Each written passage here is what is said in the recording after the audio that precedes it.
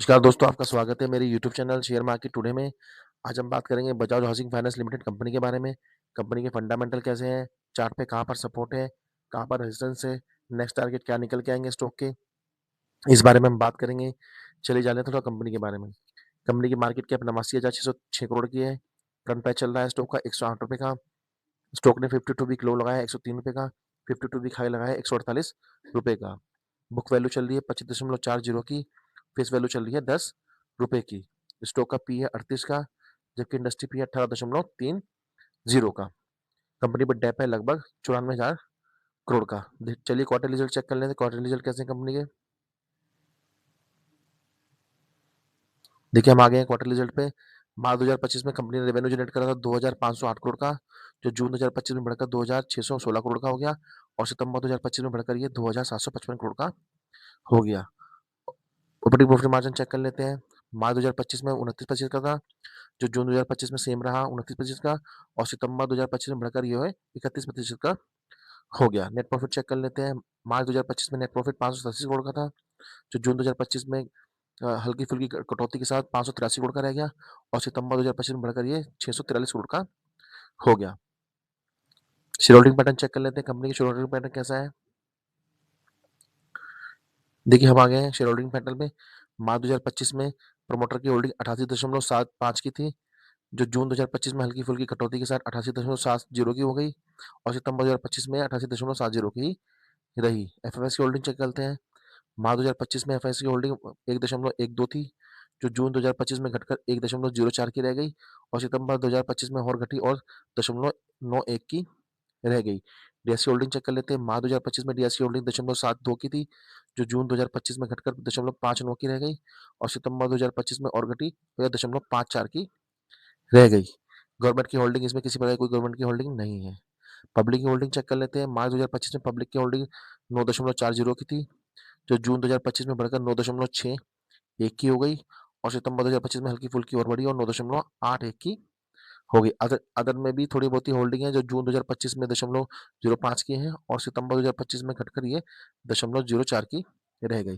देखिए यहाँ पर एफएफएस की होल्डिंग फिलहाल देखने को नहीं मिलेगी, क्योंकि धीरे धीरे अभी कंपनी हाल ही फिलहाल की लिस्टिंग है, और आरओई भी कंपनी का ठीक है और आरओसी भी कंपनी का ठीक है, और कंपनी भी जो है इस टाइम प्रॉफिट में है। देखिए आरओई सी भी अच्छा है, और आरओई ई भी अच्छा है, और कंपनी जो है प्रॉफिट भी अच्छा जनरेट करती है।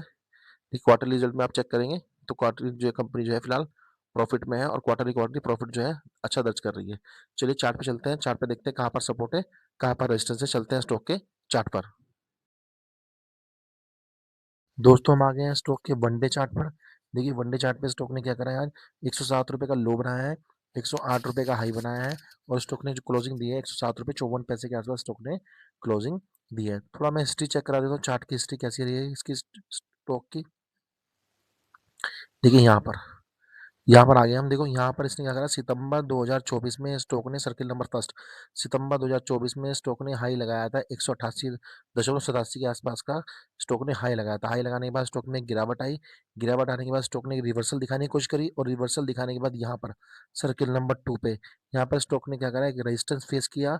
रेजिस्टेंस नंबर फेस किया लगभग 148 रुपये के आसपास। यहाँ पे स्टॉक ने रेजिस्टेंस फेस किया, और रेजिस्टेंस फेस करने के बाद वापसी स्टॉक में गिरावट आई, और गिरावट आने के बाद यहाँ पर देखिए, यहाँ पर लगभग जो है जनवरी 2025 के आसपास स्टॉक ने जो है अपना न्यू 52 वीक लो बना दिया। लगभग 103 रुपये के आसपास का स्टॉक ने लो बना दिया। लो बनाने के बाद स्टॉक ने क्या करा, यहाँ से वापसी एक तेजी दिखाई, और तेजी दिखाने के बाद स्टॉक ने यहाँ पर आकर सर्किल नंबर जो है यहाँ पर 4 में यहाँ पर जो है क्या करा, रेजिस्टेंस फेस किया वापस लगभग 137 रुपये के आसपास। देखिए रेजिस्टेंस एक तो ये हो गया, 148 रुपये के आसपास का रेजिस्टेंस एक ही हो गया, और नीचे आकर यहाँ पर 137 रुपये के आसपास का सेकंड रेजिस्टेंस हो गया। तो दो रेजिस्टेंस स्टॉक ने फेस किया। फेस करने के बाद स्टॉक जो है वापस एक गिरावट के मोड में चला गया, और यहाँ पर देखिए सारे एक्सपोनेंशियल मूविंग एवरेज तोड़ता हुआ 50 क्या, 100 क्या, 150 क्या, 200 क्या, सब तोड़ता हुआ स्टॉक ने जो है फिलहाल 107 रुपये के आसपास फिलहाल वो ट्रेड कर रहा है स्टॉक। देखिए यहाँ पर वो ट्रेड कर रहा है। अब इसमें करना क्या है, देखिए फिलहाल जिसके पास स्टॉक होल्ड है और वो प्रॉफिट में है स्टॉक, तो उस स्टॉक को होल्ड कर सकते हैं। लॉन्ग टर्म के लिए बहुत बढ़िया स्टॉक है। लेकिन यदि जो है यदि मैं होता और इस स्टॉक को बाय करना होता, तो मैं क्या करता, इस स्टॉक को जो है बाय करता लगभग जो है 106 रुपये या 105 रुपये के आसपास इस स्टॉक को मैं बाय करता, और बाय करने के बाद जो है यदि फर्दर इसके स्टॉक के अंदर गिरावट आती आती तो लगभग जो उसका 52 वीक लो था ₹103 के आसपास, ₹103 के आसपास जो है मैं ऐसे स्टॉक को जो है एवरेज भी करता। एवरेज करने के बाद मेरा जो है स्टॉप लॉस रहता है, स्टॉप लॉस लगाता मैं, स्टॉप लॉस लगता लगभग ₹100 के आसपास मेरा स्टॉप लॉस रहता और मैं टारगेट इसके पहले टारगेट निकल के आते स्टॉक के लगभग जो है ₹117 से लेके ₹117 से लेके ₹118 के आसपास जो है इसके पहले टारगेट निकल के आते। देखिए यहाँ तक जाता है स्टॉक लगभग ₹117 से ₹118 के आसपास के पहले टारगेट निकल के आते और दूसरे टारगेट इसके निकल के आते लगभग 100 100 जो है ₹28 के आसपास के ₹128 की यहाँ पर ₹128 के आसपास के इसके दूसरे टारगेट निकल के आते हैं। वैसे तो ये स्टॉक देखो बढ़िया है, मेरा मानना है इस स्टॉक को लॉन्ग टर्म के लिए आप इस बाय करके रख सकते हैं। लेकिन आप इसे यदि शॉर्ट टर्म के लिए बाय कर रहे हैं तो मैं वही जो मैंने टारगेट बताया जिसमें वो टारगेट ये अचीव ज़रूर करता है स्टॉक। लेकिन इसमें स्टॉक में क्या है देखिए यहाँ पर प्रमोटर की होल्डिंग 88.70 की है। प्रमोटर आज नहीं तो कल अपनी होल्डिंग को ज़रूर बेचेंगे, लेकिन वो लॉस में नहीं बेचेंगे, ये कंफर्म है। देखिए कि फिलहाल क्या है, स्टॉक जो है ₹107 पे ट्रेड कर रहा है। आप सोच रहे हैं कि आज ही बेच देंगे, आज नहीं बेचेंगे। वो क्या करेंगे, प्रॉफिट में बेचेंगे और स्टॉक जो है प्रॉफिट में भी है, कंपनी प्रॉफिट भी जनरेट कर रही है और प्रॉफिट मार्जिन भी अच्छा है।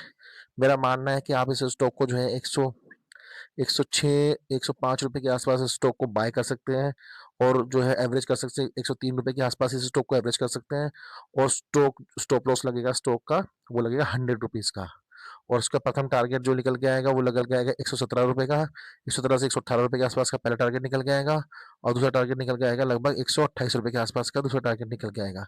इस स्टॉक को बाय करने से पहले आप अपने वित्तीय सलाहकार से ज़रूर अनुमति लें कि स्टॉक को बाय करना चाहिए अथवा नहीं करना चाहिए, सेल करना चाहिए अथवा नहीं करना चाहिए। तभी स्टॉक में आप किसी प्रकार की कोई ट्रेड लें। वीडियो पसंद आए तो वीडियो को लाइक करें, चैनल को सब्सक्राइब करें। मिलते हैं अगली वीडियो में, तब तक के लिए धन्यवाद।